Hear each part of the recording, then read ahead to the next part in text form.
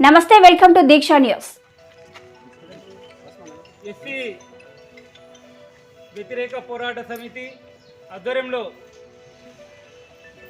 రేపు భారత్ బంద్ను నిర్వహించడం జరుగుతున్నది. ఏదైతే సుప్రీంకోర్టు ఏబిసిడి చెల్లదని చెప్పిందో అదే సుప్రీంకోర్టు మళ్ళీ ఏబిసిడి చేయడం జరిగింది. కావున ఈ భారతదేశము ఇవి ఇచ్చినటువంటి మన నాయకుల ఆహ్వానం మేరకు రేపు బైంత పట్టణంలో మొత్తం ముదోల్ నియోజకవర్గం నుంచి కొన్ని వేల మంది ప్రజలు మాల ప్రజలు వచ్చేసి బంద్ విజయవంతం చేయాలని కోరుచున్నాము.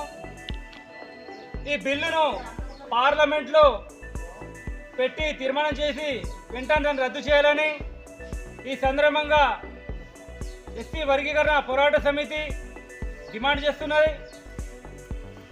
కావున ప్రజలందరూ ఈ విషయాన్ని గమనించి మీరు మీ పిల్లల భవిష్యత్తును దృష్టిలో ఉంచుకొని రేపటి బైంత బంద్ విజయవంతం చేస్తారని కోరుతున్నాను. జై భీమ్.